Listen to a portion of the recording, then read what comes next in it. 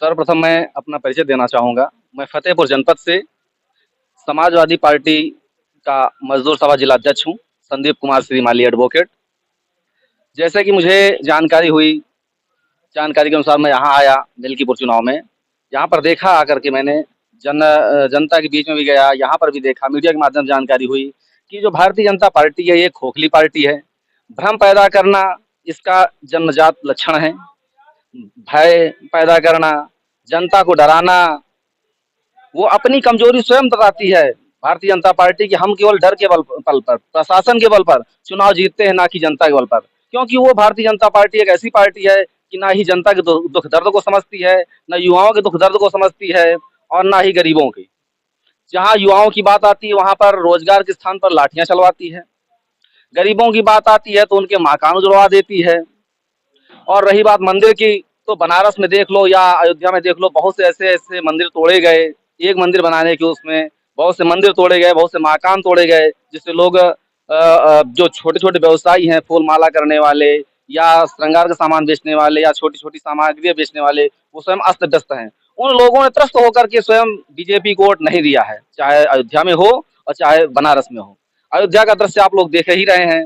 और रही बात बीजेपी की, वो सपा सपा की, सपा चुनाव तो लड़ रही है, लेकिन सपा से ज्यादा समर्थन में जो है जनता खुद आ रही है खुल करके। वो खुद बता रही है कि हम जानवरों से त्रस्त हैं और इनके शासन व्यवस्था से त्रस्त हैं।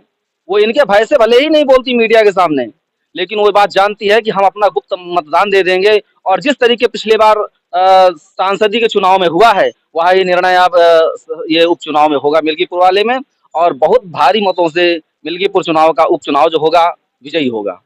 जैसे कि आवारा पशु और जानवरों की सभी तो बातचीत करते हैं। जी। जैसे कि भाजपा के लोग हैं तो इस पे तो बातचीत ही नहीं करते हैं। जो समाजवादी के जो लोग हैं वो बातचीत करते हैं। लेकिन मैं मानता हूँ अगर आज आपकी सरकार आ जाती है तो आवारा पशु हमारे अनुमान के हिसाब से हर एक गांव में सैकड़ों की संख्या में आपको मिलेंगे, जिससे किसानों की जो फसलें हैं वो बर्बाद हो रही हैं।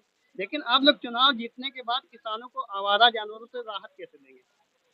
जिस तरीके गौशाला बनवाया बीजेपी ने, उन गौशालाओं में इन जानवरों को वहां पर व्यवस्था देनी चाहिए। जो चारा आता है, जो उनकी व्यवस्था है, उस पर विशेष ध्यान दें और गौशालाओं पे जानवरों को पहुंचाया जाए।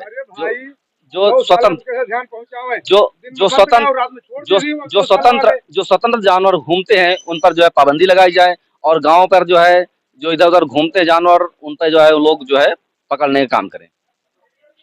आने वाले समय में आप क्या करेंगे? यदि हमारी सरकार आती है तो हम गौशालाओं पे जानवर इनके भिजवा देंगे। और रही बात ये जो बीजेपी वाले बोलते हैं कि गौशाला से कोई वो जानवर से कोई दिक्कत नहीं है, क्योंकि कमियां उनकी हैं, तो वो अपनी कमी कोई बताएगा क्या? लेकिन जनता बताती है कमी कहाँ पे है। हम लोग तो जनता की सुन करके बात बता रहे हैं, जनता के दुख दर्द को जो है समझ करके बात कर रहे हैं।